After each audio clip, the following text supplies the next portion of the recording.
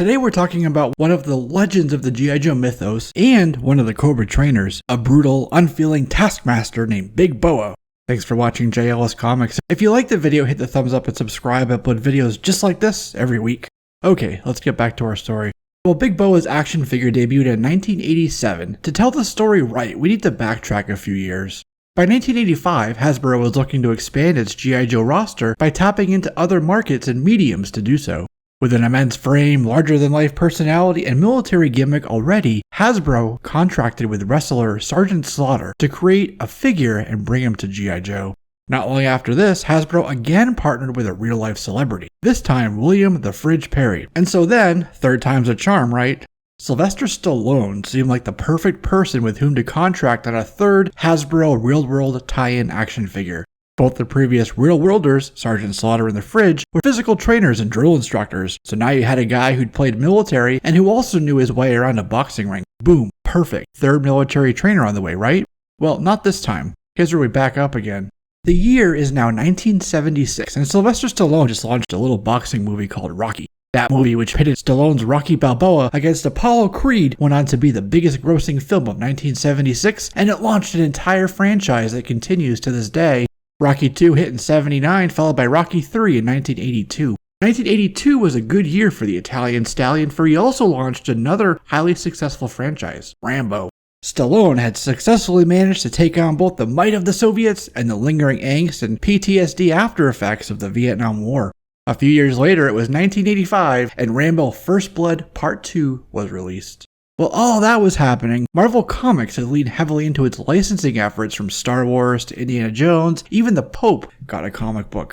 Marvel had entered into a licensing agreement with United Artists to make merchandise for the Rocky line, along with a group of other retailers in clothing and other merchandise. And at one point, Marvel Productions had even had plans in the works to make a Rocky animated series. Marvel got to work on the launch, though the ink on the contract still wasn't dry. You see, there's a lot of moving parts in a launch like this that have to move along, sometimes simultaneously instead of sequentially, in order to hit deadlines and projections on time. Hasbro began ramping up Stallone's new marketing campaign with the idea to also pull him into the G.I. Joe franchise that Marvel was making comic books for the Hasbro toy line. And so, Stallone's Rocky got a file card written for his new character, codenamed Rocky, and it was printed in a comic book called G.I. Joe Order of Battle. This was a personal combat instructor with the codename of Rocky, but who rocked a Rambo headband, although Herb Trimpe's drawing in Order of Battle 2 didn't quite look like Stallone, due to them being a little bit ahead of the contract finalization. Bill Merklin had gotten as far as making a prototype figure sculpt, and Mark Pennington further drew out the art details for the figure on his figure sculpt sheets. And while that was happening, a lot was also going on with MGM and United Artists. David Begelman, the same guy who was in the news for fraud, embezzlement, a love affair with Tony Bennett's ex-wife Sandy, and a gambling problem, was now head of MGM UA.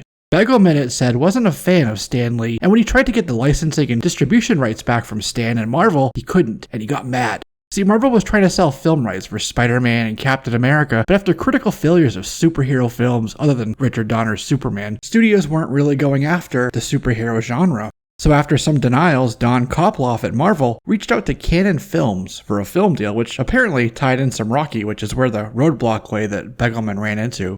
So as a result of that, Begelman wanted to cancel Marvel's publishing projects with MGM, things like Red Dawn, the James Bond books, Ice Pirates, and a few others. It was also in 1985 when Ted Turner bought MGM UA, with it being finalized in 1986, so that affected pre-existing contracts as well, even as Ted sold off production and distribution assets, so it made it easy for the contract with Marvel to get the axe. And little did they know, Sylvester Stallone's lawyers and agents were also working with a competitor to Hasbro called Coleco. Coleco had worked with MGM before, such as with 1983's War Games. After the success of Rambo 2, Coleco quickly scooped up the licensing rights to make Rambo, announcing their line on July 31st, 1985, to the surprise of other toy makers, as this, Rambo, was an R-rated property being marketed now to kids. This, however, wouldn't be just one figure. No, this was intended to be an entire line called Rambo the Freedom Force, which they hoped would be good competition for Hasbro's G.I. Joe, and which they hoped would help out Coleco much in the way that Cabbage Patch dolls did. So naturally, the money Coleco threw at the Rambo line, an entire line mind you, was a good deal more than that allocated for Hasbro's figure. The actual final sales numbers weren't officially released, but it said it was a, quote, modest 6-figure advance against royalties of 5 to 10%, end quote. So the Rocky figure was dropped, and Marvel Comics published a retraction in the next issue of G.I. Joe Order of Battle, saying that Rocky was incorrectly included and that Rocky is not and has never been a member of G.I. Joe. Hasbro's production manager at the time, Kirk Bozigian, said in an interview that the reason Rocky was dropped from the G.I. Joe line is because his agents got greedy. Although, as we just discussed, there were numerous factors that contributed to this. It was, ironically, one of the very things that also led to the downfall of Coleco until they filed for Chapter 11 bankruptcy protection at the end of that decade. And you know who came in to scoop up Coleco's lines? Hasbro. It all came full circle. So while Rocky Balboa never made it to G.I. Joe, he did get far enough into development that he got his own Cobra foil, a counter to him, and a Cobra instructor named Big Boa. Balboa versus Big Boa. Per the Ultimate Guide to G.I. Joe, Big Boa's working names included Big Bad and Snake Charmer. And so in 1987, Big Boa hit toy shelves with a version 1 action figure. After the G.I. Joe comic book series ended in 1994 with issue 155, Image Comics and then Devil's Due Publishing picked up the publishing rights before they landed at IDW Publishing, where they are to this day. It was DDP who fleshed out Big Boa's backstory. And there it's written that Big Boa comes from a long line of prize fighters. Big Boa's father was a boxing champ in the Army. When Father Boa returned from the Vietnam War, he took his then 4-year-old son to the gym and thus began his long history of boxing. He was really good at boxing too, and by age 16 he was well on his way to making himself a prized part of his family's boxing heritage. He was about to become a champion, but then Boa was arrested for staging underground fight clubs on the side with bare knuckles and no rules. Instead of prison, Big Boa's father sent him to military school to whip him into shape, but Big Boa became a bully at military school and was expelled. So now, out on his own, Boa went back to hosting underground kumites and racked up quite the profit for himself. Outside the USA, Big Boa was also released by Estrella in Brazil with the codename Kangor, and Kangor came with his very own kangaroo named Guru. His file card there says he was a cruel and insensitive boxer and was expelled from every championship for being too violent and disloyal. So then he went to Australia and stole Guru the kangaroo, and they formed a tag team. Kangor uses and abuses dirty blows, and Guru, balanced on his tail, delivers accurate punches with his forelegs and devastating kicks with his hindquarters without being hit by anyone. It made a good tag team, and naturally, Boa made a lot of connections in the underworld, both allies and enemies. After that, Big Boa started working with a private military contractor that I'll mention in a moment, which ended up being a front for the Cobra organization, and through that, he worked his way into working for Cobra. In an interview with 3D Joe's, Hasbro's prolific G.I. Joe figure designer Ron Rudat spoke about Big Boa. The idea for Big Boa and his helmet came from a movie called Beastmaster. He's talking about a scene in the Beastmaster movie in Mayax's palace where this green glowing worm is put into a guy's ear and he turns into a raving death guard. And I'd also add that he's part inspired by Lord Humongous from Mad Max 2 The Road Warrior, a movie that also helped birth the idea of the Dreadnoks. And about his helmet, his 2013 FSS file card notes that Big Boa has a face that looks like it has been beaten with the proverbial ugly stick.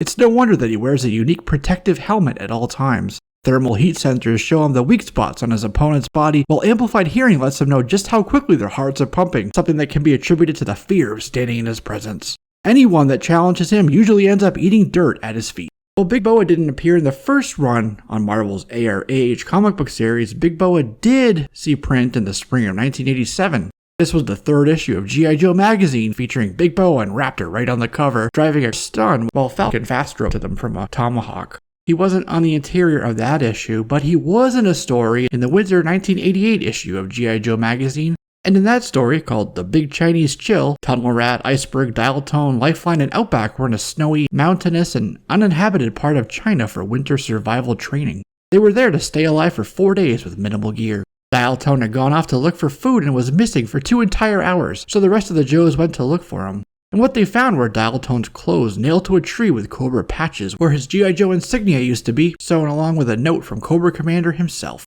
They made a snow cave to keep warm, and then Cobra Commander showed up with Dial Tone strapped to the front of his snowmobile. He was with a cold weather-clad Viper and Big Boa, who was wearing a fur-lined jacket but still had his straps crossing his body. Big Boa was tracking the Joe's heat signature, so that's how they knew where the cave was, using a FLIR thermal imager in his helmet. Iceberg was out in the snow and skied around Big Boa and the Cobra troops planting explosives. And Big Boa was about to shoot and kill Dial Tone with his machine gun, but Iceberg skied by and slapped him on the back. But that wasn't just any slap. Iceberg had planted a half pound of plastique right to Big Boa's back. And so he forced Big Boa, Cobra Commander, and all the Vipers to retreat, or he'd blow them up with the explosives. And then the Joes were saved and the training mission was complete. He was also on the summer 1988 G.I. Joe magazine cover as a Joe versus Cobra battle raged atop a trestle bridge over a deep mountain canyon. In the G.I. Joe Divide and Conquer novel, Big Boa was working with Raptor and Crocmaster. And then in the Fool's Gold novel, he got shot in the leg with a bullet after trying to take over Cobra. In the G.I. Joe 1992 annual, published by Marvel UK, Jinx was attempting to penetrate a Mars Industries building by infiltrating the facility from the sewers. First she ran into Crocmaster, and then later, in Destro's office, she ran into none other than Big Boa. He started smashing stuff to intimidate Jinx, and then Destro made him clean up his mess. He declared, "Ain't a ninja been born can last 2 rounds with Big Boa. You just gotta get close enough to slug him. I've been training Cobra troops for 10 years. Ain't no one Big Boa can't break. So what's that scrawny little witch gonna do, huh?" Then he just had to clean up his mess. And that 10-year comment is where his file card comes in, where it said that Big Boa kicks open the Cobra barracks door at 0500 and makes everyone do a low crawl up the mountain while pushing a bowling ball with their noses. Then it's a 20-mile run through bramble thickets, more push-ups than you want to know about, and a 2-mile swim upstream with flak jacket and helmet. After breakfast, he starts on the hard stuff. So back in the annual, Big Boa continued to go after Jinx. She was able to defeat him by jumping on his shoulders and twisting his helmet backwards on his head so he couldn't see. Across the pond, back stateside, Big Boa made his first comic book appearance in the 15th issue of G.I. Joe Volume 2, the series published by Josh Blaylock with both Image Comics and Devil's Due. Rock and Roll and Mud had gone to Clyde's bar in a Cobra front town named Delhi Hills to meet with Bazooka and Alpine. But Cobra Commander himself came down to the bar and helped capture the Joes. Bazooka ended up fighting with Big Boa, who'd been called in to beat up and torture the captured Joes. As Bazooka reloaded his bazooka outside, Big Boa slammed his fist down on the back of Zook's neck and knocked him to the ground. And the two stood amid the rubble of a burning bar, flames all around them while they hit each other with clenched fists and the bazooka tube. An uppercut to Bazooka accidentally set off another rocket as Bazooka fell and destroyed Cobra Commander's mobile command trailer. And, distracted, Bazooka managed to get Big Boa into a headlock and ripped off his helmet. The Joes escaped and Cobra snuck away too. A few issues later, and Big Boa was part of Destro's forces that were rallied to save Cobra Commander from Serpentor and the Coil, stationed on Cobra Island. In this continuity, Big Boa was down in the jungles of Brazil with Asa Negra working an op for Cobra when he was brutally murdered by the Red Shadows. And it was Hardball, Rampart, and Glenda who discovered the gruesome scene, but just before the Red Shadows gunned them down too. His death was further confirmed in issue 42 while the Joe team investigated the Red Shadows, Mars Herring, and Wilder Vaughn. And his death was again confirmed in America's Elite issue 25, where on the G.I. Joe's Identified Threat Matrix readout at the Central Data Desk in the Rock, Big Boa is listed among the Cobra elements with the status Deceased. In Mike Costa's G.I. Joe Cobra book, where an undercover Chuckles joins Cobra, Big Boa was back, and now with a rather different look. He wore pants and a t-shirt now and had no helmet, but he did have a metal lower jaw. As Boa beat up 2 Vipers, Cobra Commander told Chuckles that Big Boa is our head trainer for on-site security. Big Boa turned to Chuckles and said, "Hey, Jacklord, you want to dance?" But Chuckles had to turn down the offer on orders from Cobra Commander. His backstory here was revamped as well. And now, Big Boa was a former crayon eater. He was in the sandbox with the Marines years before, when one of the Hummers in his convoy was hit by an IED. Big Boa panicked and drove off, running over a local on the way out. And so he was shunned by the rest of his unit for running away, and he was court-martialed. But then he went AWOL and hooked up with a private security firm called Colossus World Security, told you we'd get there, an outfit known for turning out hardcore contractors, which was, of course, secretly owned by Cobra. He also made some money on the MMA circuit in Southeast Asia before linking back up with CWS and making his way into the Cobra network. Chuckles ran into Big Boa again when he had to be pulled off of Zaymont, one of the Crimson Twins. Big Boa kicked Zaymont out of his dojo for wearing hard-soled shoes on the floor. He basically told Chuckles, "I got this job by not being smart. You gotta be smarter than fighting with high command if you're gonna get anywhere with the commander." Then Chuckles shot and killed Cobra Commander, exposed Zaymont for his coup attempt, and took Tomax hostage. On the way out of the facility with his hostage, they ran into Big Boa. And Big Boa said he wasn't playing games and wanted the truth from Chuckles, so Chuckles said, "Yeah, I guess I owe you the truth, so here it is." Big Boa is just a really stupid name. And the two fought again. Big Boa crushed Chuckles' wrist and broke some of his ribs while Chuckles dislocated 4 of BB's fingers. Chuckles punched Boa in the face but shattered his hand on the metal jaw, and then Boa elbowed him in the face and broke the bridge of Chuckles' nose. Chuckles then dislocated Boa's knee, and then as Big Boa was about to snap Chuckles' neck, Chuckles grabbed part of his gun that Big Boa had tossed on the floor, and he stabbed Big Boa in the neck with it. and Big Boa was, again, dead. In Paul Aller's 2013 G.I. Joe series, we meet another Big Boa off the coast of North Africa. This was a new female Big Boa, aka Big Boa 2. She was training the Cobra youth at the compound there in North Africa. Paul Aller and Steve Kurth were working on their story and came up with the idea of making a female Big Boa DI since the original was killed off. We were talking about how we needed a character at the end of the third issue who was a drill instructor type, and Steve Kurth, the artist, jokingly said, like Big Boa, who had actually been introduced and subsequently killed off in Mike Costa's Cobra book.